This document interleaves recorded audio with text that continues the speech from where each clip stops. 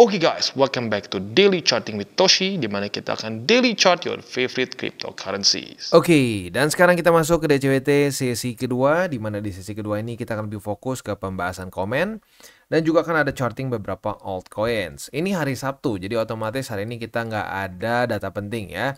Udah beres nih minggu ini. Nah, untuk overview minggu depan, kita akan bahas besok di hari Minggu. Ya, jadi buat lo yang penasaran, ya dipantengin besok. Harusnya jam 11 sampai setengah 12-an lah ya. Oke, nah sekarang kita akan langsung masuk aja ke pembahasan komen. Kalau masih ada waktu kita TA sedikit BTC ya. Oke, untuk yang pertama dari Abdul Waristasari ya. Bang Toshi, saya coba DCA murni beli dan long. Pas naik 31% gatal pengen TP. Tapi pengen kembali ke tujuan. Sekarang lagi turun ke 7%. Jadi merasa menyesal. Gimana menurut Bang Toshi cara melatih mental?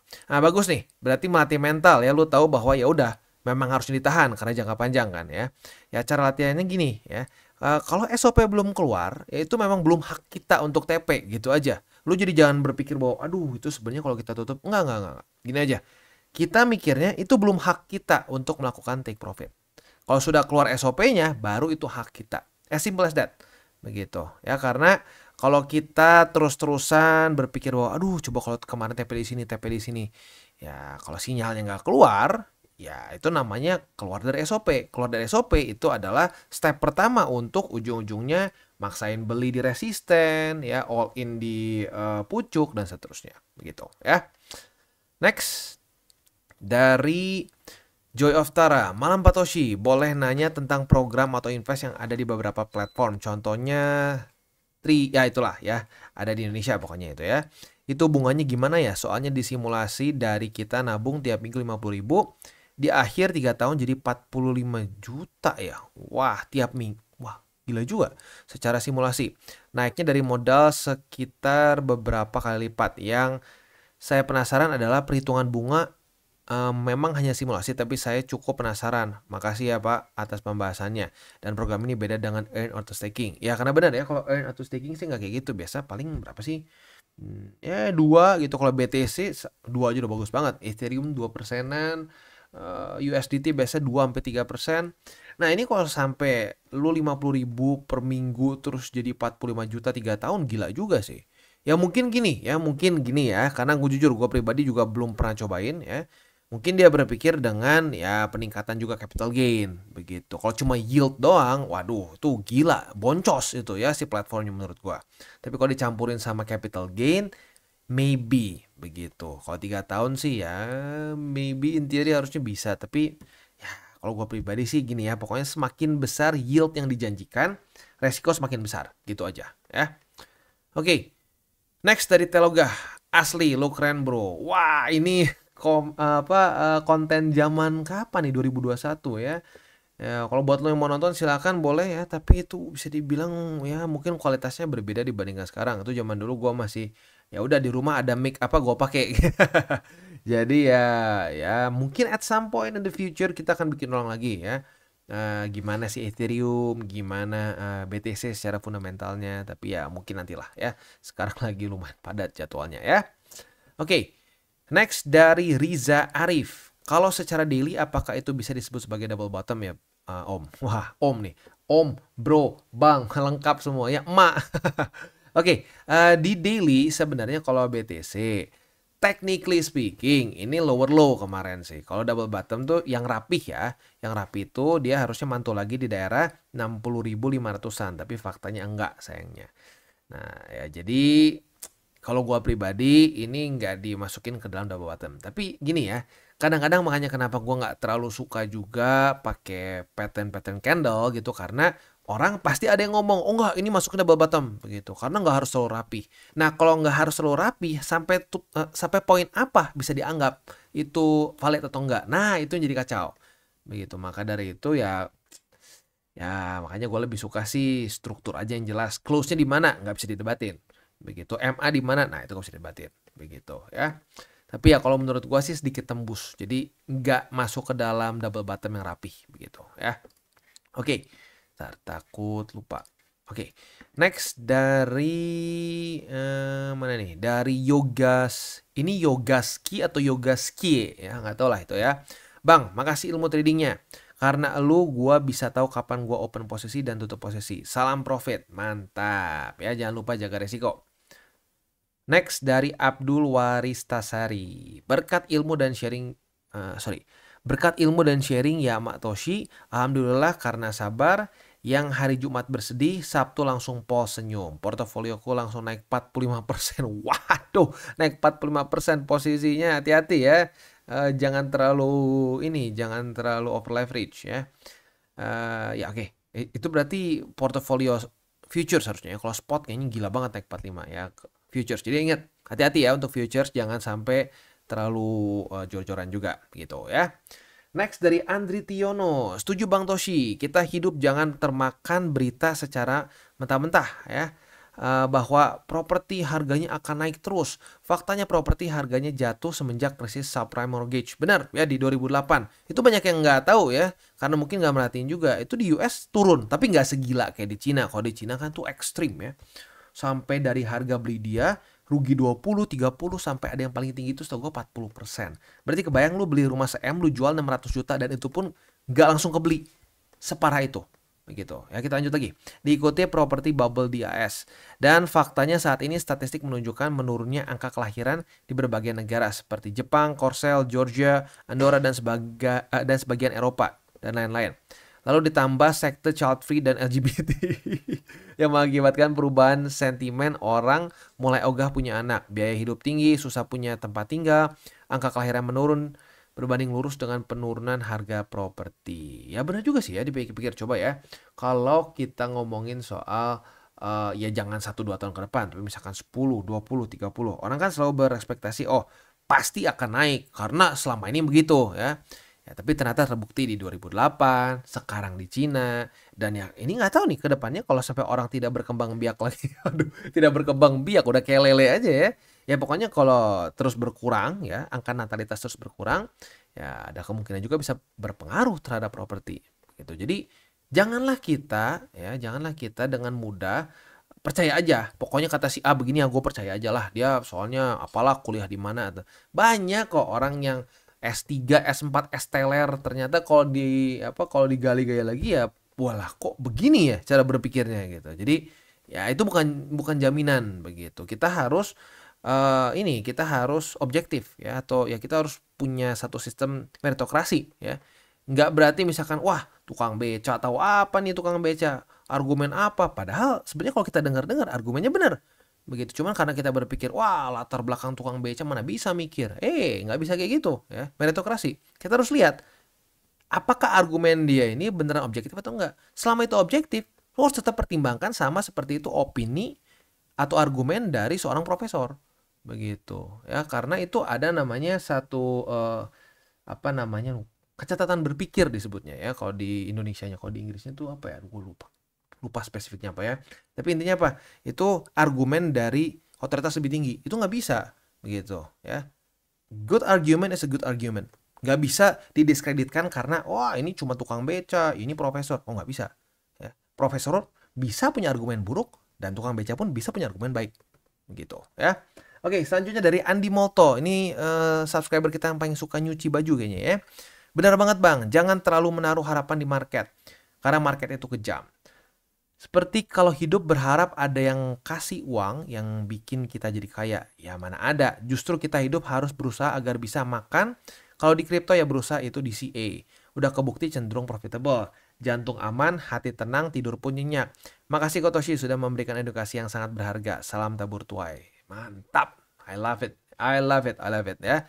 Jadi ya udah makin banyak orang yang testimoni ya merasakan sendiri DCA ya. Ya kadang-kadang orang suka ini ya, apalagi zaman dulu nih, waktu di 2021 awal-awal ya. Wah diketawain, wah DCA begini, wah buat apa kalau gitu belajar TA, wah DCA tutup mata aja. Padahal susah orang ngelakuin DCA. DCA murni aja orang susah untuk bisa terus konsisten. Banyaknya nggak bisa. Begitu karena orang tuh pengen invest hari ini, besok udah beli Lambo. Begitu besok udah pindah tuh rumah di Peak ya, dekat-dekat siapa yang di Peak? Ya banyak artis di Peak sekarang ya.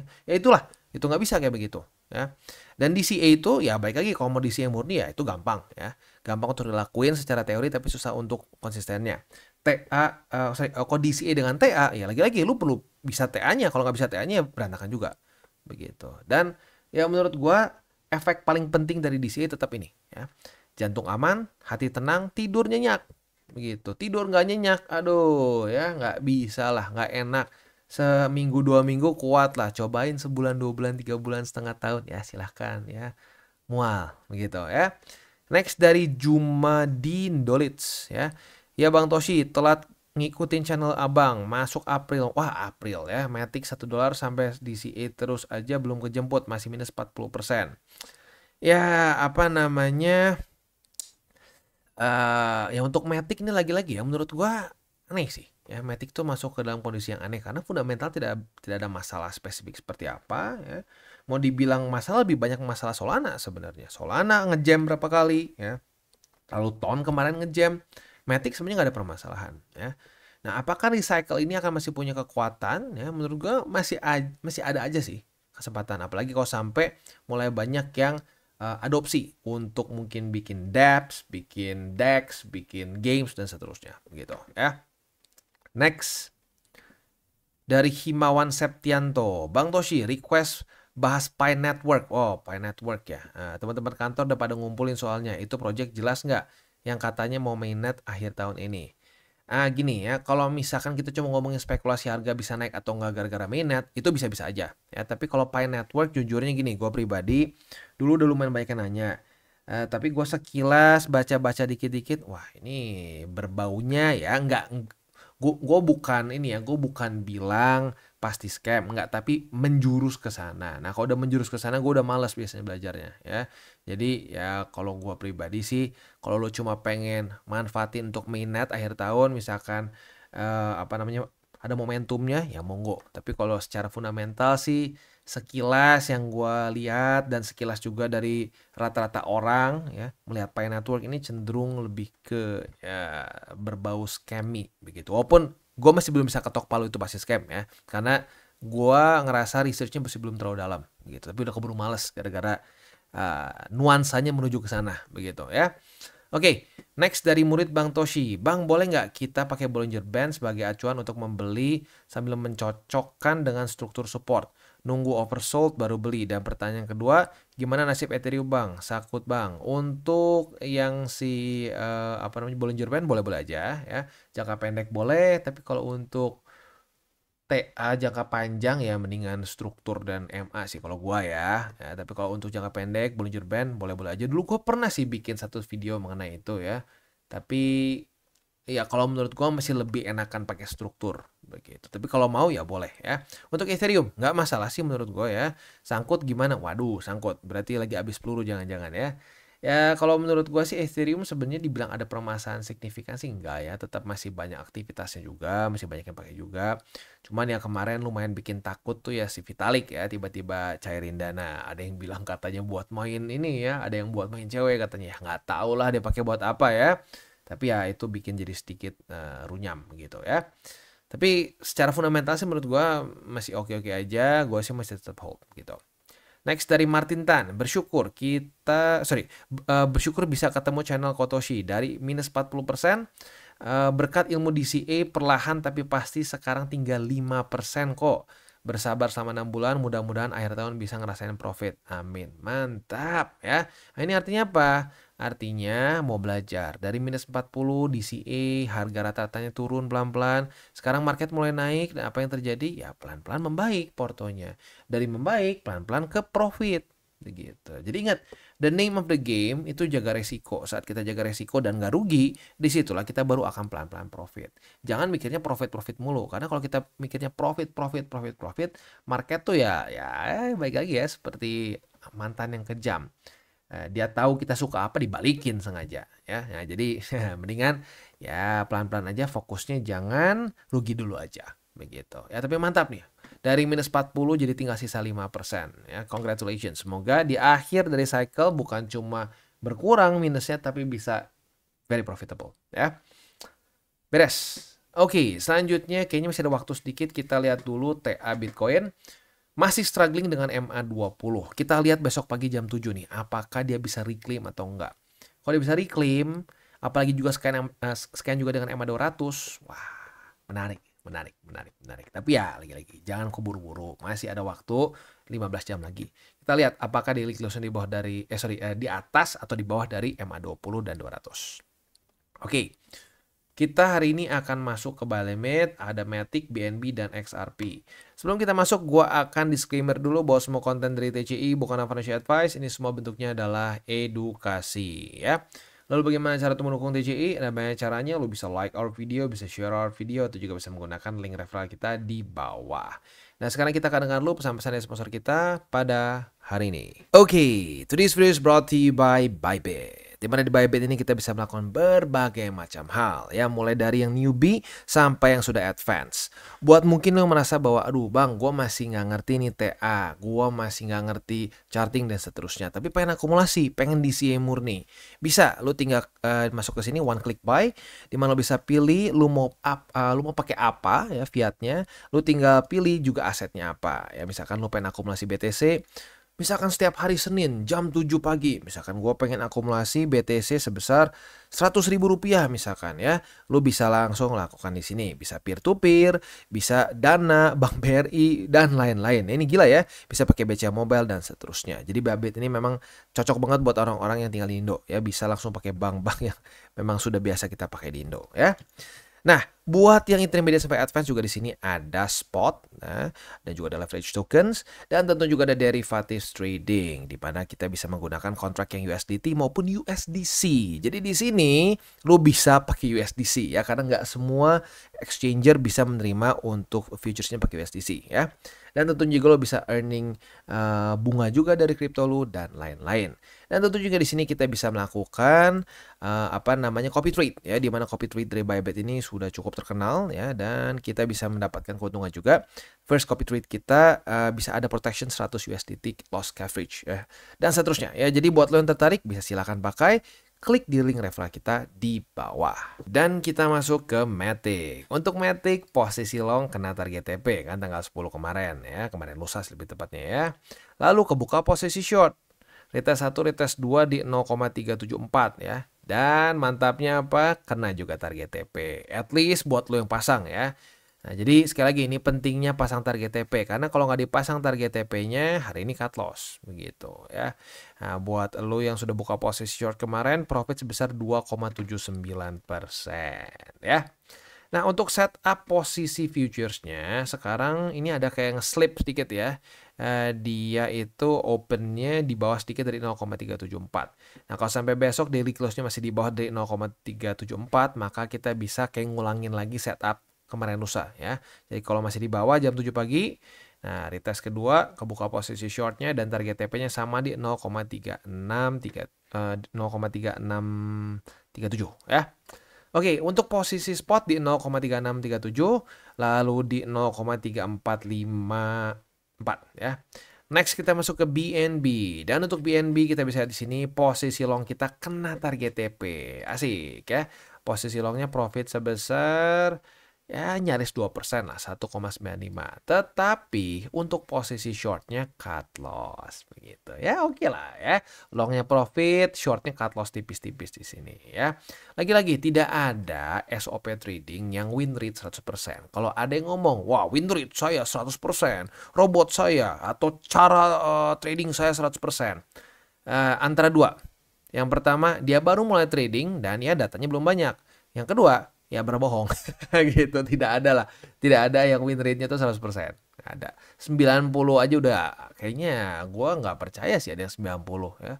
80 tuh udah kayak unicorn menurut gua.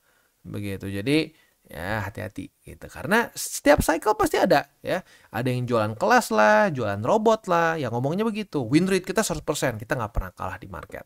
Nah, ya, yang percaya ya yang mungkin bermimpi begitu, ya. Udah kayak Laskar Pelangi, ya, mimpi katanya, ya. Oke. Nah, kita udah kepegang lagi posisi short, ya. Di AMA 200 gagal, tetapi di angka 574,9 udah kebuka lagi karena sudah terjadi retest 1, retest 2. arguably di MA20 juga bisa. Jadi tergantung lu bukanya di mana. Bisa di MA20 atau juga di struktur ya. Nah, tapi sama-sama target TP-nya boleh pertimbangkan di MA200 yaitu di angka 571,2 ya. Posisi spotnya MA200 di 560,1 dan di MA50 di angka 593,7 ya. Next kita masuk ke XRP. Untuk XRP sudah kebuka juga posisi short ya.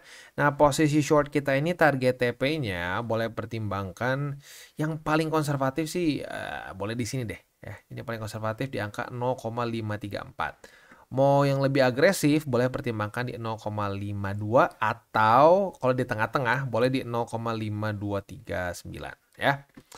Oke, itu untuk posisi futuresnya. Untuk posisi spot 0,5199 dan di 0,50 ya. Itu kurang lebih setup untuk di DCWT sesi kedua. Kita tutup dengan 3 golden rules. Jangan pakai uang panas, jangan over leverage, dan berpikirlah jangka panjang. Oke guys, jadi itu adalah akhir dari segmen DCWT kita pada hari ini. Dan jangan lupa bagi kalian yang merasakan manfaat dari segmen ini, jangan lupa untuk share ke teman-teman kalian. Dan apabila lu pengen mensupport channel kita, ya TCI, jangan lupa untuk menggunakan link referral kita di bawah. Nggak wajib, ya, tetapi apabila lu menggunakan link referral kita di bawah, ada macam-macam, ya, dari Bybit, Huobi, Maxi, toko kripto, dan banyak lagi, ya. Ya, walaupun nggak wajib, tapi kalau menggunakan link referral kita, lu secara langsung membantu perkembangan dari TCI. Dan satu lagi, jangan lupa juga untuk join Telegram group kita, di mana kita bisa ngobrol-ngobrol santai mengenai dunia cryptocurrency secara dua arah. So, jangan lupa untuk like, subscribe, click the bell icon, and see you on the next video.